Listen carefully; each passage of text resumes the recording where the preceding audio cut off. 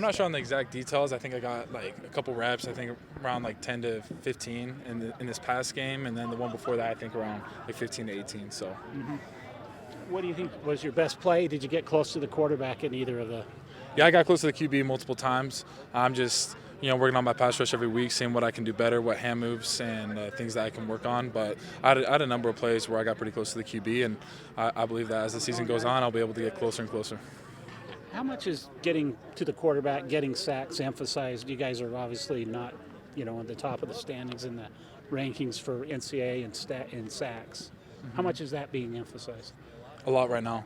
We talked as a defensive group that we need to get after the QB, and so that's one of our focuses right now. We got to stop the run, get them into pass situations, into those long third downs, and then we need to pin our ears back and get after the QB.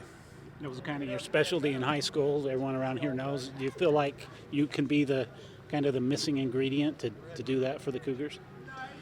Yeah, I feel like I can rush the passer really well. It's been almost 3 years since I've been in a college or in a game, right? And so I'm just getting my feet wet right now, but I believe as the season keeps on going and in the future that I can help the team get after the QB and get some sacks. What's been the biggest challenge to coming back from the mission in Brazil, John, and just kind of working your way back? What's been the biggest hurdle you've had to face? I think one of those is just playing football again, right? You go almost 3 years. It's been almost 3 years since I played in a football game. And so being able to, know the little things, the football intelligence, that's what we call it, being able to read the tackle set, where he's shooting his hands, where's the QB dropping to. I'd just say just getting back into knowing how football's played again. But D1 football moves a lot faster, and so you get into it. And I feel like every week, these past 2 weeks, I've made major progress in being able to understand what's happening and being able to help my team make some plays. I remember when you were coming out of high school, I remember Stanford was a big player in your recruitment. What ultimately was one of the big reasons you picked BYU to come here over a place like Stanford and other Pac-12 schools that recruited you? One of the major reasons for me, I think everybody knows, but one of them was my brother, for sure. I wanted to come play with him. And then one of the other ones was just, I always grew up, my whole family's been super BYU since I was little. I grew up watching them, and I remember watching Cal Van Noy, all those boys get after it, and I said, man, I'd love to be able to go to BYU and make some plays like that. So that was definitely one of the deciding factors for me. You bring up your brother. What can you say on that deal, and did it surprise you about Michael opting to leave the team? Speaking in that regard, I can't talk for him, so I'd recommend you guys go talk to him because I don't want to put words in his mouth. But obviously, I love him, and I know that wherever he goes, he's going to be a complete baller. Was it a surprise, though? To you? Yeah, a little bit. Can you kind of give me your timeline of when you got back from your mission, and then did you gray shirt, or why is there kind of 3-year gap? Okay, so I got back from my mission at the end of June, right? And so high school football ends a little bit before, like December, November, right in that area. So me just coming in, I think right now it's October, right? So it's almost that 3-year mark hitting right there. So it was just last June that you got back? Yeah. Okay.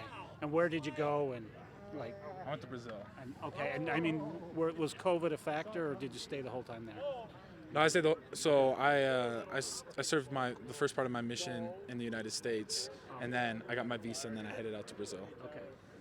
How much have guys like Batty and some of the Zaybanya, how they helped you, like mentor and kind of helped you, get up to speed to be ready to contribute in these games down the stretch? I mean, we just have a great room.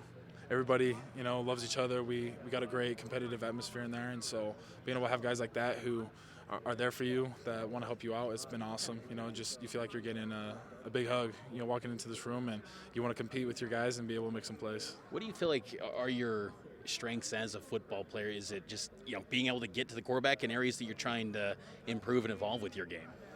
I definitely feel like the strength of my game is getting after the QB and my pass rush.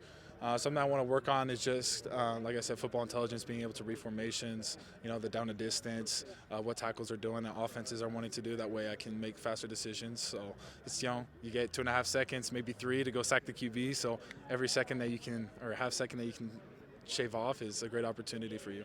And last couple things for me, when you got the call to be on that travel roster to TC, because I know it's pretty limited. I think only 70 guys can go. Just the thoughts that were going through your mind to get that opportunity, now know that you're kind of part of the rotation moving forward.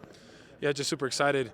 You work your butt off since I've gone back. I've just been training and working on my craft, and you make plays during practice, and you're just hoping for that opportunity to be able to go on the field and show everybody what you can do. So, being able to find out that you're going to have one of those opportunities during the game and that you're going to be traveling with the team, it was just incredible. People talk about mission legs. Did you experience that, or were you kind of hit the ground running? I've been really blessed. I've hit the ground running for the most part. I mean, I got home at 220 pounds. I got up to 240 really quick. I'm stronger than I was, and so I've been really blessed in that regard. So I'm back at it. What did you eat? What was your diet like to gain that 20 pounds that quickly? Everybody asks me this. I just say, hey, just work out and just eat as much as Mama's cooking that you can. So. What was Mama's cooking? What was on the menu often? Everything. She's an incredible cook. I'm so blessed. But, I mean, you name it. You got, oh, man, wish I could go through some of the dishes. For breakfast, you got pigs in a blanket. You got pancakes. I mean, they don't have that in Brazil, right? So you're just loving it coming back and having lasagna for dinner and all this great stuff. So I came back, and I was just like, oh, man. I didn't have that for 2 years, and I'm sure grateful that I got it now. Another thing, since you got kind of into the mix, every week it's been a backup quarterback you're facing. The challenges of going up against QB this week in Texas who hasn't ever started in a game.